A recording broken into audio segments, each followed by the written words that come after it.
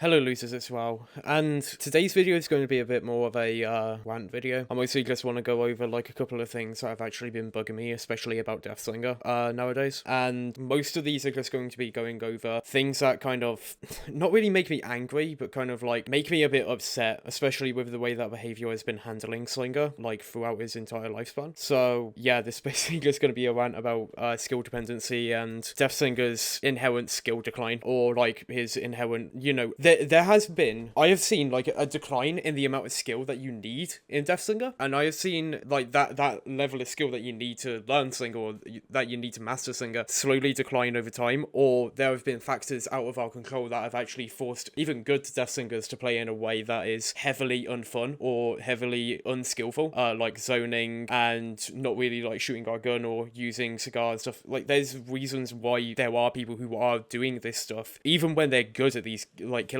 and I know that this also happens for a lot of other killers, Blight, Trickster, Oni. Like I know that there's a lot of other killers that do actually have this problem, and I know that there are a lot of other killers that do have this skill decline, but as a Deathslinger main, I just want to talk about Deathslinger himself. I do actually think that a lot of, like, if there's, like, anyone who, like, has, like, a higher level of skill on those killers, Blight, Oni, Billy, if you do have a high level of skill or a lot of hours on those killers, and you feel like there is, like, a skill decline going on with your killer, I'd definitely talk about it, because it's definitely something that the devs need to know about, or something that the community needs to be made aware of, because I do see a lot of, like, misunderstanding going on. But anyway, getting on to the points, I do have, like, a few points here that I actually do want to talk about. And the first one is map design forcing Slinger to become another zoning killer due to more LOS blockers being added and wheeling being made nearly impossible in a lot of maps. Mostly what I'm talking about here is the inherent increase in maps that are cluttered, and the inherent increase in the amount of people who are bringing map offerings for indoor maps, or maps that are filled with like clutter and stuff. It's like Ormond, Borgo, Lewis, Haddonfield is a really big one. If you're just running the houses, Deathslinger can't really do much. Like those maps inherently just make Deathslinger completely unplayable, and the only way that you can really play Deathslinger in those maps is just to kind of just zone, just make people just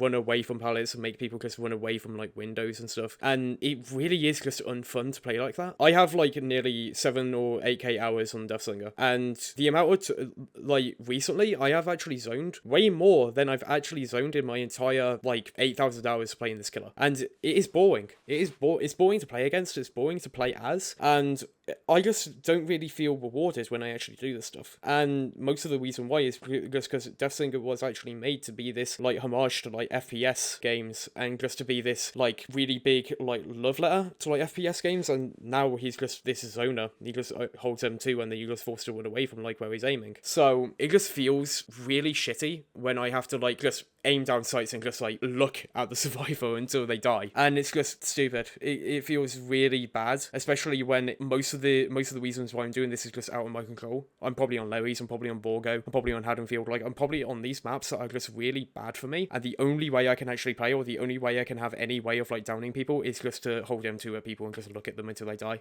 and it's so boring. Anyway, the next point is the lack of good add-ons leading to an add-on monopoly. So, if you don't know what an add-on monopoly is, what it is when a certain subgroup of add-ons or a certain add-on is the only good add-on or the only good combo in a set of a killer's full add-on list. Deathslinger has always suffered from this problem. It has been that way with Cigar Wardens and Double Reload. Like, those are the only two good add-ons that he actually has. I mean, there are good ones, but if you actually want to win with Slinger, the only good add-ons are, like, you have to run Double Reload, you have to run Cigar, you have to run Wardens. Like, there's no real reason to run any of the other add-ons, like Rusted Spike, Barbed Wire, Honey Locust Thorns. Like, you shouldn't be running those add-ons if you actually want to win.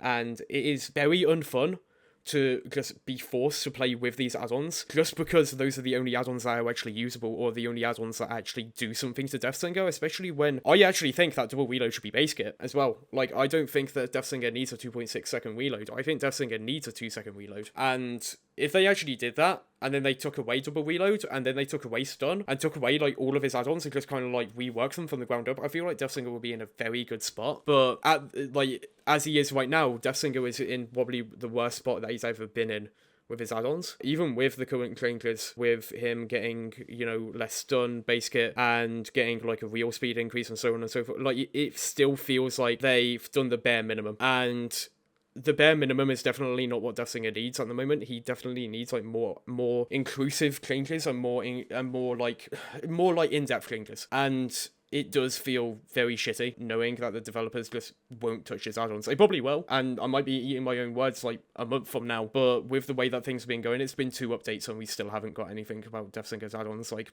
being changed. The third one is Cigar going unchanged for the entirety of Deathsinger's lifespan. It's just a massive problem. Cigar, like, in and of itself, is a balancing nightmare, because I'm actually fine with Deathsinger having a 2.75 second stun time, because it is the same as a basic attack. But the problem is, my main problem is the fact that Deathsinger also has Cigar. So that 2.75 can go down to 2 seconds, making him completely just uncounterable in a lot of situations if you don't have a pallet 2 seconds away from you. So, yeah, it is very stupid that this add-on has just went completely unchanged for the entirety of Deathsinger's lifespan, because it's always been a stun add-on. Like, even when Deathsinger was released, the reason why people weren't using it is because Deathsinger had a 4-second stun and it was still 1 second. But now that he has a 2.75 second stun and now it takes off 0.75 seconds, like, he's still got Cigar. Cigar is still an issue. Cigar is still his biggest issue. Like, you ask any Deathsinger main, Osu, Zappos, like, and so on, like, you will see that they will always say that Cigar is one of the biggest issues that Deathsinger has at the moment. And if Cigar was just completely removed, he would actually be in a very good position and he would be very, very balanced, actually. But Cigar just existing just makes Deathsinger inherently unbalanced if you choose to use it. And it's just stupid at the end of the day, because it is very boring using Cigar, because you're not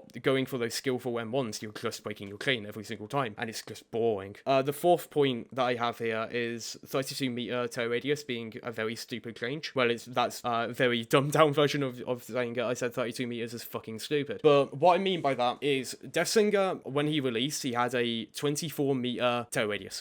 What that meant was a lot of people were using Monitor and Abuse and other perks to make his terror radius very small, down to about, I think, 16 meters. And if you don't know, Deathsinger does actually have an 18 meter range. So a lot of people will run Monitor and Abuse and get these shots that they didn't earn because the survivors simply just didn't know about Deathsinger existing there. But I think especially now with a lot of the maps being a bit more open and a lot of like line of sight for the survivors, like especially being a bit more clearer, I feel like adding back like probably not his 24 meter, probably like a 26 or 28 meter terror radius would actually just be fine. I don't think 32 meters is good for him because it just lets people just pre-run way too early when he literally can't do anything about them. I have had games that last like 20 minutes because like people just run way too fucking early and I have nothing I can do about it. So I just feel like him having like a 26 meter or 28 meter terror radius would actually kind of fix that and kind of like at least make him a bit more playable in situations where a lot of people are just going to stealth. And I feel like even in comp it would actually make him a bit more viable, actually, because like the problem is that in comp you would hear the terror radius and then you would just pre-run and stealth while someone was already dead. So if you make him have like a 26 meter or 28 meter terror radius, like I feel like 26 would be good, probably 26 or 28. And the reason why I say those numbers is because even with Monitor and Abuse, you can still hear his terror radius when he's able to down you. So you can actually still use his terror radius as like a kind of like warning to know that you're inside of his range. And it actually hurts the Deathsinger if they're using Monitor and Abuse because it's giving away their range. So I feel like overall, though, like either one of those numbers would actually be a really good idea. I feel like 28 would be good because then like you would have to still be good at knowing what Deathsinger's range is because it would be 19, not 18. And a lot of like players that aren't used to Deathsinger's range will still get caught out by that. Anyway, the next point that I have is the lack of changes being made to help Slinger get better at map control when gens are being more distanced from each other and loops are getting closer. So what I mean by that is Deathsinger has been 110 for his entire existence, and I'm fine with that. I'm fine with Deathsinger being a 110 killer. I'm fine with Deathsinger being slow because Deathsinger has a gun. But the main problem that I have with Deathsinger is the fact that he has zero map control. And I understand that he has like the fastest down like time to like any range killer in the game or like any killer in the game. But my main problem is the fact that he can get these downs, but he can't do anything with them because gens will just fly, and you as Deathsinger can't get across a map and just like kick a gen or something. So I feel like something like Deathsinger being 115 when he's out of ammo and out of a case would actually be a very good idea because it would actually give him the map control that he needs. And also they could actually be strategy as well. Like in comp, a survivor could just throw themselves at Slinger to force him to not kick a gen because you would actually force him down from 115 to 110.